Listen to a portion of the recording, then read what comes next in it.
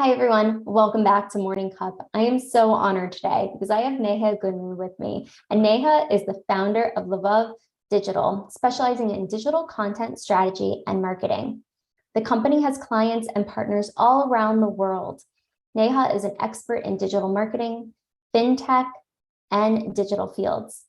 Neha was previously the co-founder of CMO of LeFinTech, a startup in Mauritius developing chatbots for small businesses. She was responsible for the business and marketing strategy and maintaining relationships with different stakeholders.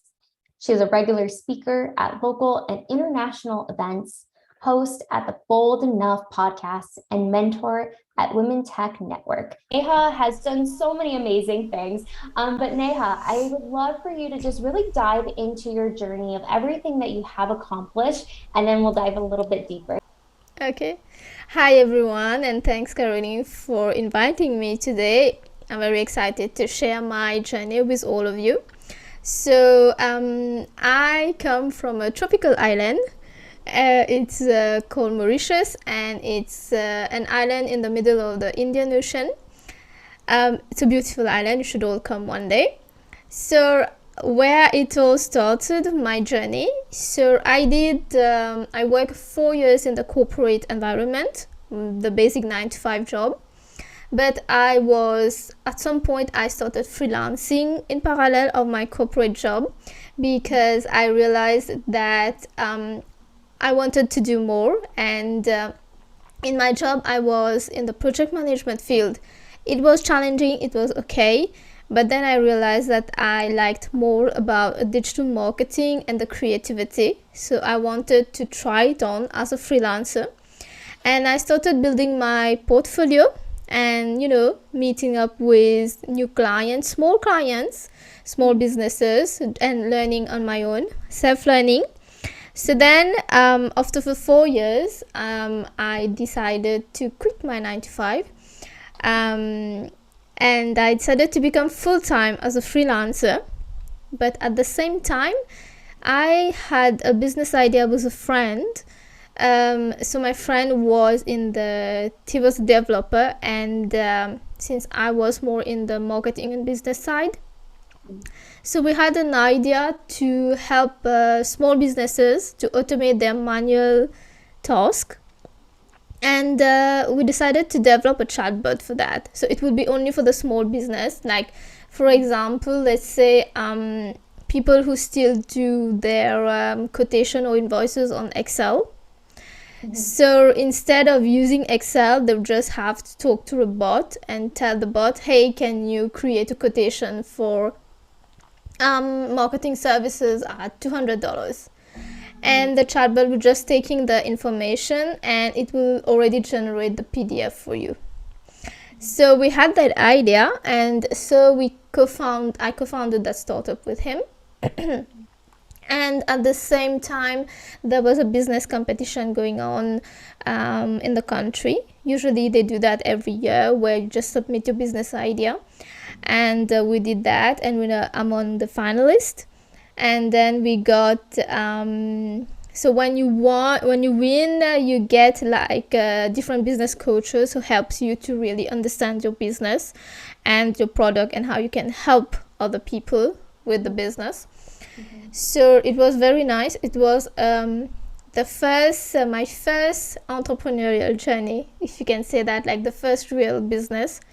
To really understand what is it about, how do you manage employees, how do you manage interns, how do you manage client expectations, how do you deliver a product which is going to fit to the client needs, how do you deal with angry customers as well, how do you deal with the failures and the success. And everything was new to me. But it was an enriching experience and a learning experience as well. So I did that. I was in the startup for 1.5 years, and then I exited the startup to start something on my own, which I'm doing right now. It's all in the digital marketing aspect. Mostly focus on the content strategy, content marketing, content writing, the SEO, and how to increase your visibility and your organic reach on Google. And recently I started offering trainings to new businesses on how they can market their product better, and mentoring as well to the new entrepreneur. So it's been quite a journey, if I can say. There's a lot of things happening. Oh my gosh, yes. And it's so crazy how it all unfolded. And I love that they have a competition. I've heard this in other countries too. I mean, maybe it's here in the US and I just don't know about it, but I think that's so amazing that you get that mentorship to really learn the ins and outs of what you need, especially because a lot of times you have to pay for a business coach or things like that, which is no problem. But at the same time, to really have that so you can mold into what you truly want to do with your business and how you can really help people. And I love you had that support for yourself and your business partner at the time. So I'm curious, what through that journey, because there's been a lot of things you've done, but what was the drive to really start your own business? Like, you mean the before the business or this one that I'm doing all on my own? Well, let's start with the first business and then with on your own. Yeah. So the first one, I think it was that I always wanted to work on my own. The reason why I decided to quit the 9 to 5. And when the idea came, it was exciting. And you know, the idea was like the main goal was to help the small businesses, the new entrepreneurs who really can't have a lot of manual work. It's time consuming. And I love that idea that we can use technology to help people. And so it was exciting. And you know, when we won the competition as well, it really boosted and motivated us to do more. And then the support of our business coaches, and I guess it was more a learning experience for me. It was my first business and there were so many things that I didn't know. Yes, the coaching helped, but at the end it's usually you who has to learn new things, how to handle stuff and all of that. So the learning experience was what drives me more in the first business. You know, it was always something new happening. I'm not saying only good things, but bad things as well. So everything is a learning experience, you know. It absolutely is. And I appreciate you saying that too, because every time you come into like a conflict, you have to learn how to resolve it, or a problem or a situation. And so as you started building your own business, what was like some of the roadblocks that you experienced that maybe made you stop for a second and had to reevaluate to find what the solution was to continue on? Yeah, so I would say the first challenge would be, yes, as an entrepreneur, you had an idea that you want to develop, but usually I think it's a common mistake that most entrepreneurs do. They think that their product, their services is the best, and we don't actually think on the other side, like your potential customers, how are they viewing that product, how are they viewing that services, the way you're presenting it, you know, to put yourself in the shoe of your potential customers, and then think that way. So I think the first challenge that we had is I was not really thinking in the customer point of view. So, which is okay, because you can get really excited and involved in your own business that you forget that there is an outside world. And at the end of the day, you need to connect with your customers. You need to make profits. You need to make the business run, and it's not going to run if we're always inside that box. So yeah, so the first challenge was to get myself out of the box, and actually go out and talk with people who I think could be the potential customer and just get their view. Just have a normal conversation. Hey, if you had this service, you had this product, how would you feel about it? Would it help you? Would it help your business? Or do you think it's a waste of your time? Just to get those insights, and those feedback are actually going to help you to give a better product, to give a better service, and this is how you actually get the best customers as well. That's very true. You touched on something that's so important. It's sometimes we get so excited about something we have to offer that we don't do the market research ahead of time, but we learn from that, of course. And I love that you really went out there and got the research and asked people really to help your product grow and your service, but also really getting into the market. And I think that's where a lot of people in the beginning make that, not mistake, but they learn that challenge quite early. If it's not working, because you're right, at the end of the day, it's a service that you're providing or a product that you're providing. But if you don't know what the customers want or the client wants, how are you really going to know in order to grow or scale your business? And so with that, what was some of, with the getting the research and really getting out there, what did you do? Like, how did you do that? So to get the research and the market research, first I tried the traditional method, having a questionnaires and surveys, a couple of questions. Of course, not too long with 100 of questions. It's going to bore everyone. Just, get the things that you really want to know from your potential customers. Could be just 10 questions, very straightforward, which you can just circulate among friends, among your connections and everyone. I think the more feedback that you can gather, the more it's important. And then just making a list of people who you think could be your future customers and just talk to them, have a conversation with them. The face-to-face interaction also is very important. It's one thing when you share your questionnaire or your survey, but it's another when you actually go and meet that person. And it doesn't have to be in a very formal setting. You can just meet them in a coffee shop or anywhere else when it's very informal. I think the best conversations happens when it's an informal conversation and the people are very comfortable to actually talk to you.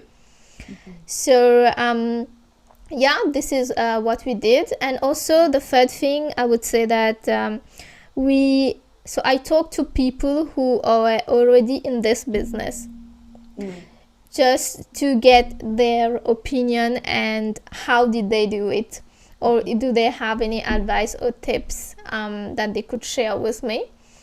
And then when we got all those feedback and everything, and then I would say then you actually start to work on what you want to deliver, and then it will be easier, I guess.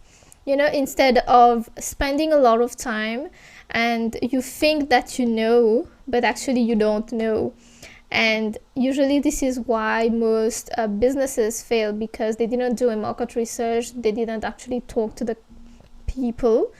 And when the product or the service is on the market, nobody is buying it, nobody is actually feeling it, and you lose a lot of money in the process as well. This is very important. I couldn't agree more. And I've learned that lesson too. And I know a lot of my friends have as well, but I think it's really important. I love that you went to people that are already in the industry and got their advice, got their words of wisdom of how maybe to navigate it a little bit clearer for you as well. Because I think like going to people that have come before you is really helpful, because it saves you time and energy as well if you're able to. But I love what you're talking about, even getting the market research and talking to people, like just having a conversation, creating like a safe space for somebody to feel comfortable to answer those questions or just to have that conversation, because I think that's a huge part of it as well, just having that space. So I know I appreciate that, hearing that, and I'm sure other people as well, and the people you spoke to. And I know you've had so much success, but if you could share with us maybe one or two success stories, whether it's a client or just in the process of growing your business. So in the first startup, I would say the first success, it was the first business, would be to bag your first client, the first big client, and actually being able to deliver something. Because when you're all starting out, you're just a small business who no one knows about you, and to actually get a big client who believes in you and gives you an opportunity, so that would be a huge success. And secondly, I would say during that journey, so I managed to hire my first employees and actually work with them, train them as well, give them a space. So this really helped me in terms of if I want to become a leader or a trainer or a coach or a mentor. I think it started there. How you want your employees or your interns to feel when they're working with you.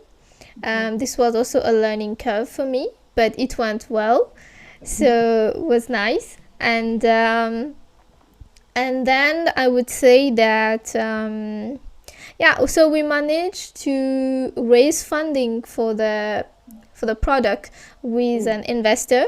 And I would say that was the last success before I exited the startup. And it was a big one because going in front of investors and a board of directors and having to stand there and talk about your business, talk about yourself, it was like a big thing for me. I'm sure I wouldn't have been able to do that. I was a very shy person and introvert. So being able to cross that bridge and actually go in front of investors, like complete strangers, and talk about why we did that, why I believe in that, and why they should believe in you. And that was a big thing for me, to be able to talk. Well, you seem like a natural now. You never know. And it's so funny you say that, because I know you are a speaker both locally, nationally, internationally, as well as a podcast host. So I'm curious, was that kind of the catalyst for like kind of the investors to now like speaking at all these events and really putting yourself out there in a speaking format? Yeah, I would say during that journey, I had the opportunities to present the business and present the product.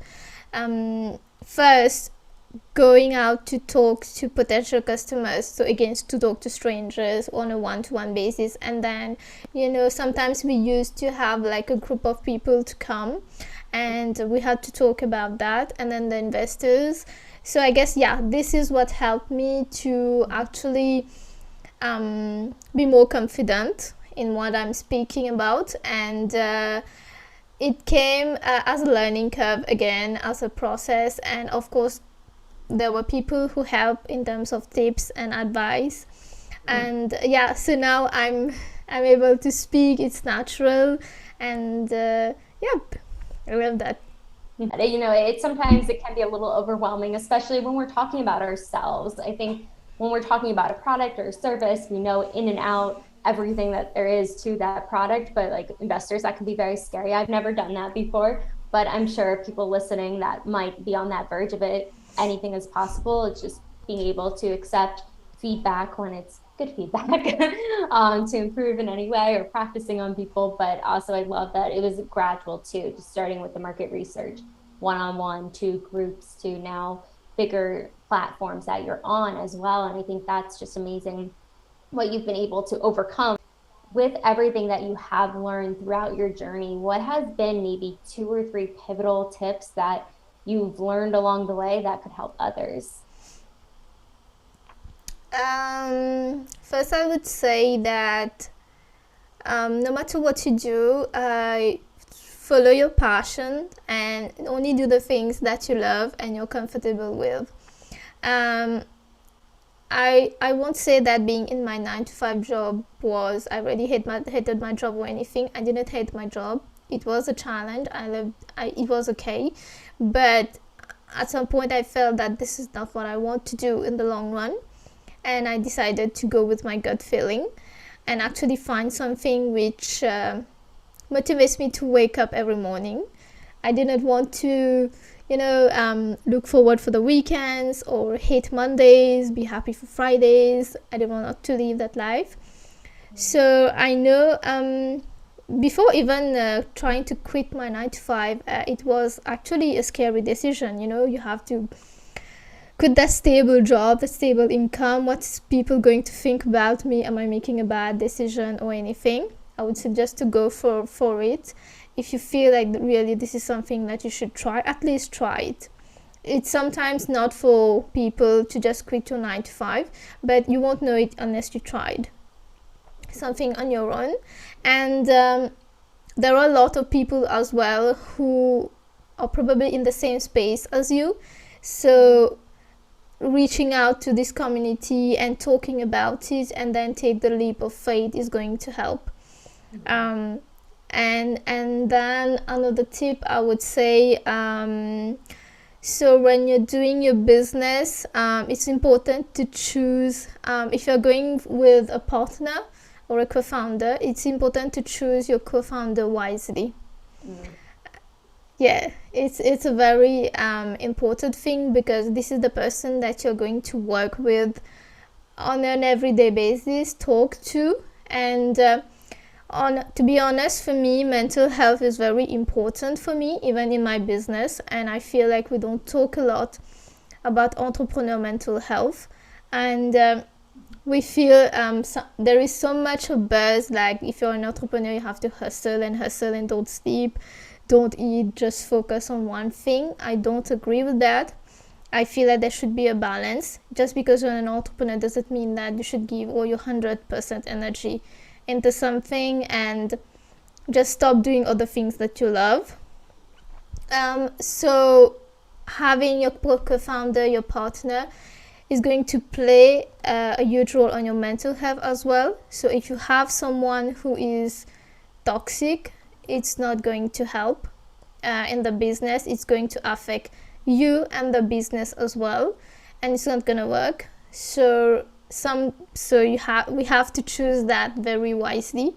And if I may, I think this was one of my failures as well, that I didn't choose my co-founder wisely.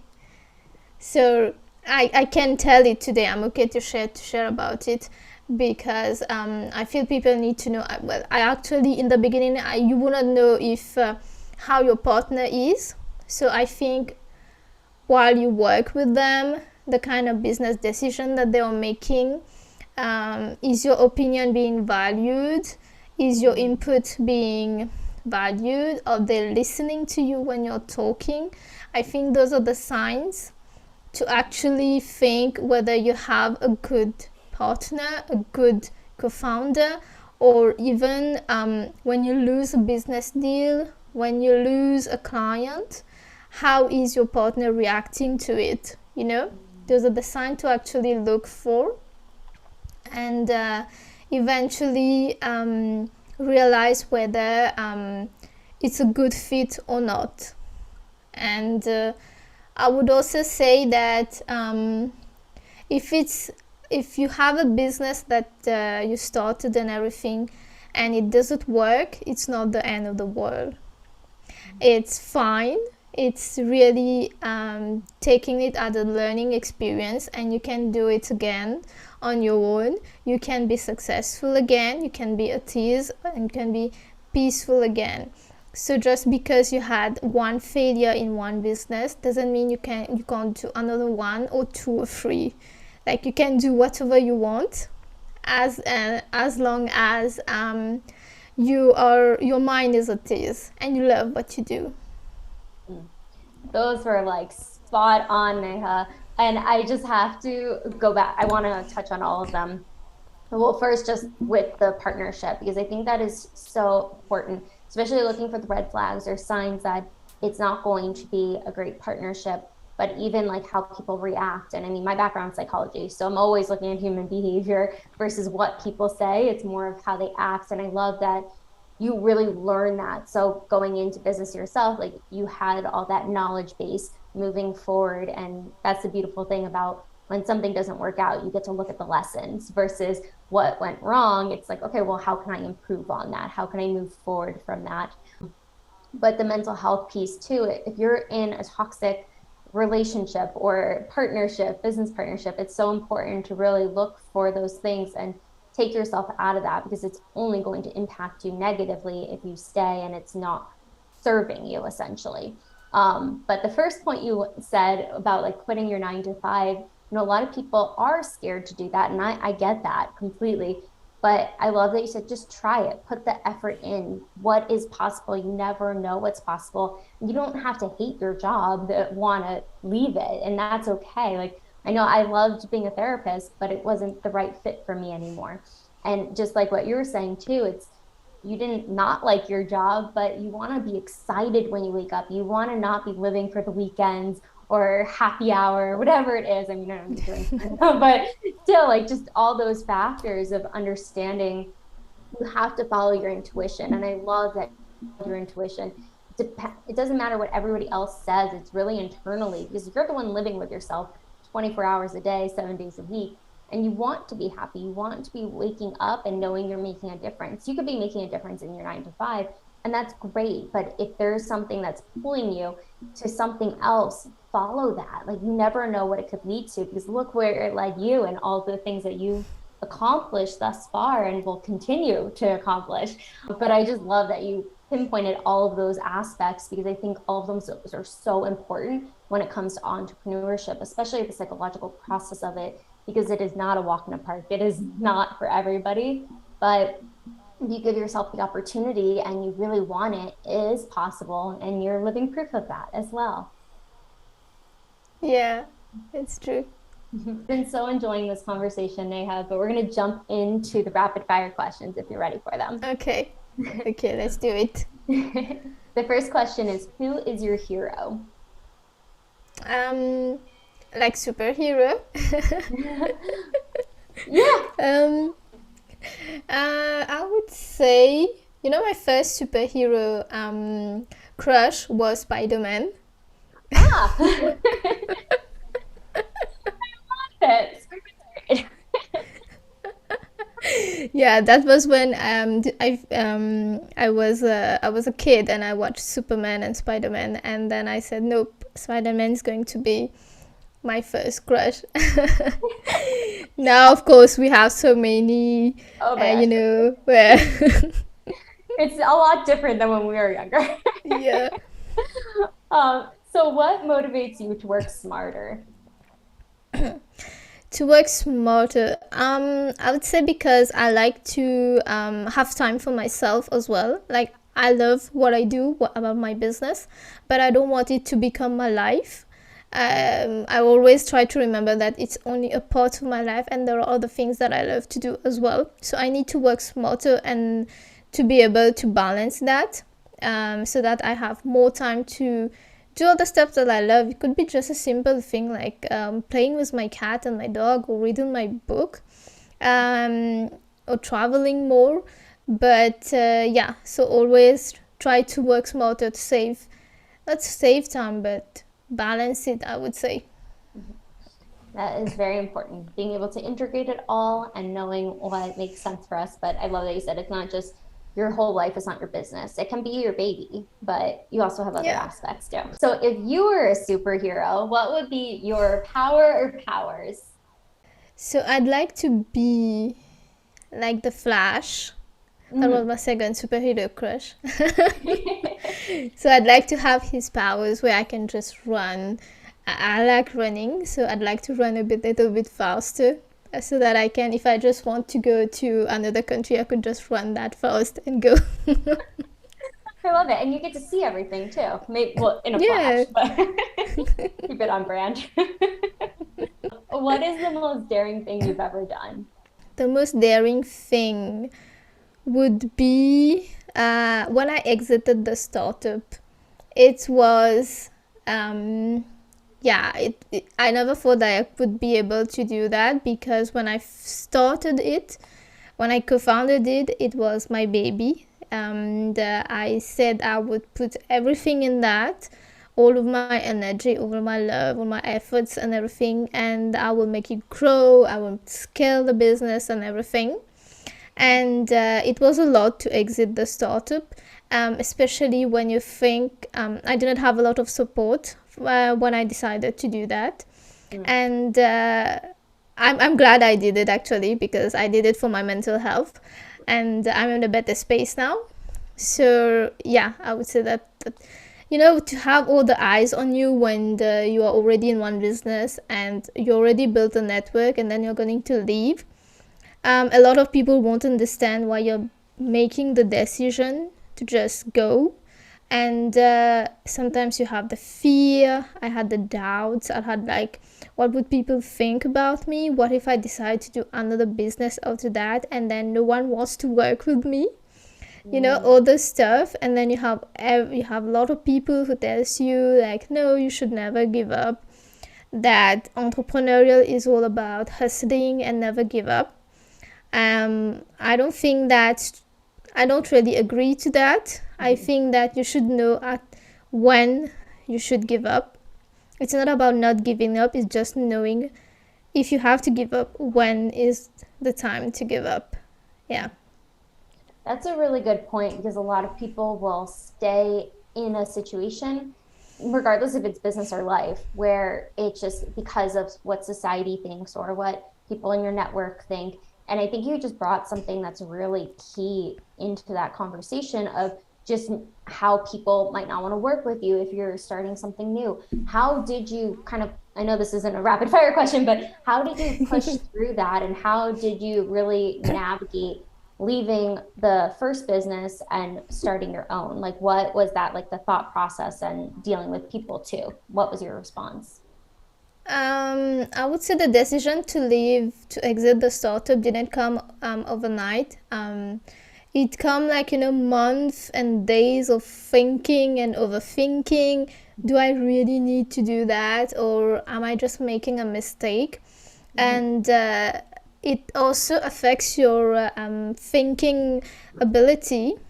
So what I did, and around the time I didn't have a lot of support in my environment about this, because almost all the people that I knew were people who stayed in their business for a long time. Even they are not people who would understand why I'm going.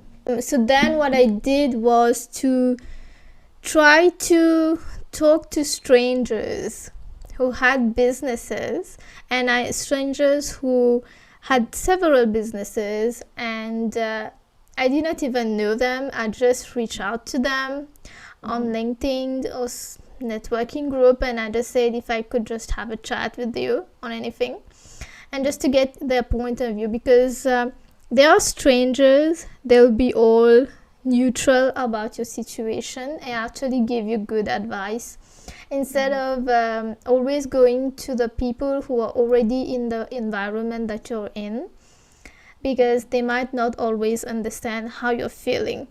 And it's a different state of mind, when you talk to a stranger, or when you talk with someone who's who you're seeing every day. Let's say that, just like that. So I had their advice as well.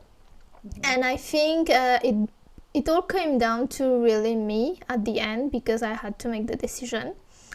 So it took some time, of course, to get over the fear and get over the doubt, and actually be very confident in my decision that yes, I'm going to do it.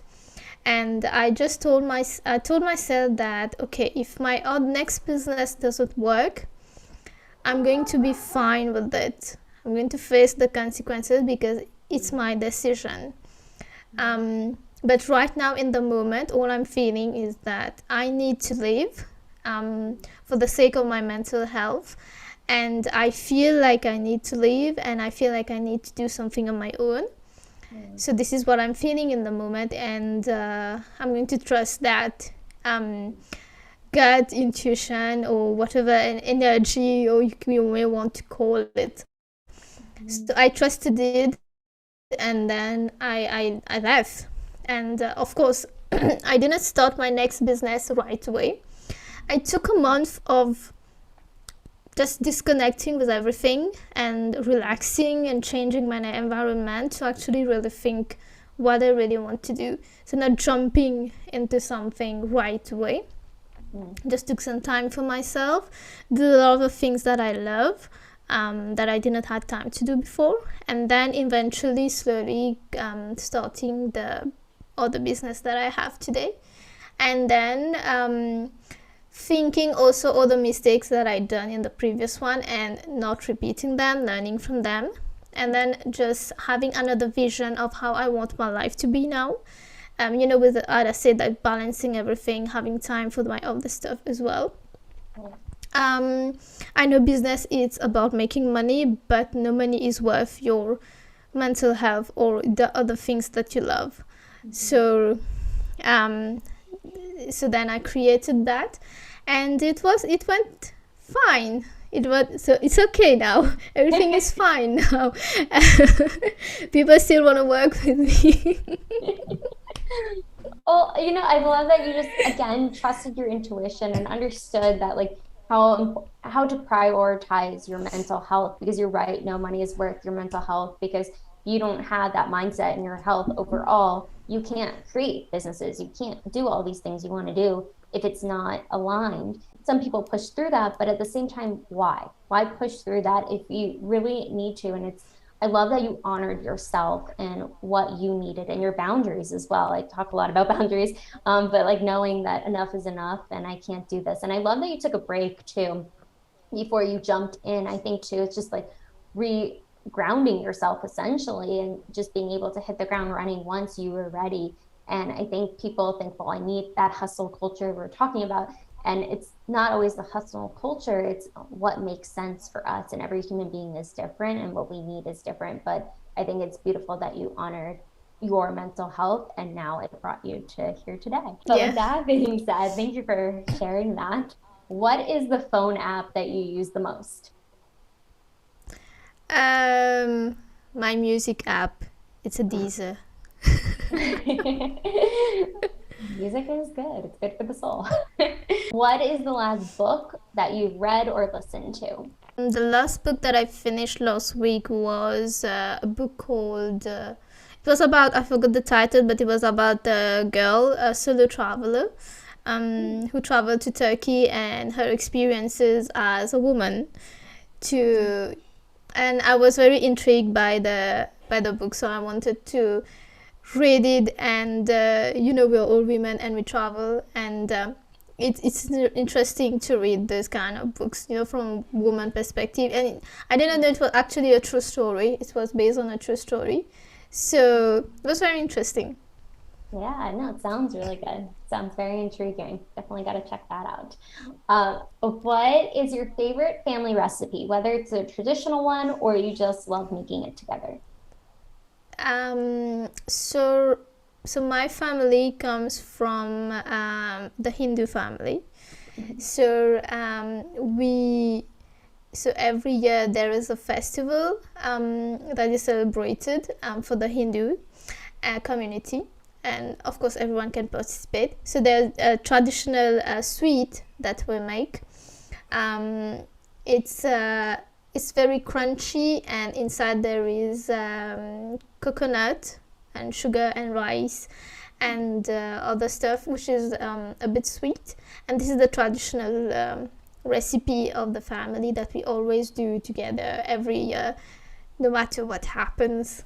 We need to have that. I'm like thinking, I was like, have I had that before? What's the dessert called? It's called, I don't know if you'll be able, modak. I don't think I've tried a lot of Indian food, especially from Hindi culture as well. So I was just curious. But so if you had to describe yourself as an animal, personality type, what animal would you be? That's an interesting question. I think I'd be a mixture of a cat and a dog. I have a cat and a dog, and we get along. I can see myself in them. Or maybe they just their personality is just like me. It could be that too. or I raised them like me. Usually, I hear this a lot, and I see it with my own dog. Like the dogs or cats or any animal you have at home becomes the personality of the Yeah. or similar. Yeah. Sometimes I can see myself in them. I love that. I'm glad they get along. Sometimes cats and dogs don't get along. Yeah, it took, like my dog is older, so it took a year for him to accept the cat. But they're not friends, they are just housemates. And they accept each other existence. And that's it, that's all that they want for now. Well, that's fair. At least they're getting along in that perspective. So if you have a day off, what is your favorite way to spend that day off? My day off would be either to go trekking in the forest.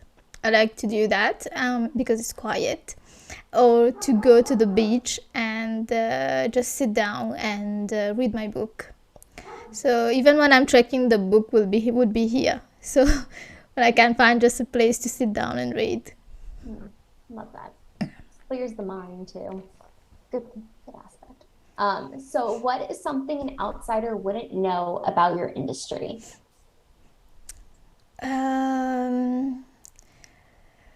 Interesting. So if I take the industry that I am about digital content marketing, sometimes when I speak to people who are not in the industry, and it's quite normal to get those type of questions because they are not in the industry. People think that marketing is all about publicity or advertising, which is but actually it's more than that. It's actually going into the shoe of your customer. So it's not even your customer, it's your client customer. So as a marketer, we have to really dig deep into that aspect and understand really if my client customer would, for example, read that article, how would they feel, and really understand the industry. So like for me, I work with clients who are in different industries. So they could be in real estate, they could be in the tech, which are industries who are very different. And I have to really understand their industry before I can actually do some work, which is quite interesting, because then I have a notion for all of the industries that I'm working with. It's not always just high level understand what they do. It's getting really deep into what they do, thinking like them, thinking like their customer, researching on their industry, what is going on. So there is a lot of stuff that as a marketer, as a content marketer, we do. So it's not always just publicity, just advertising, or the social media, Facebook, Instagram, or anything.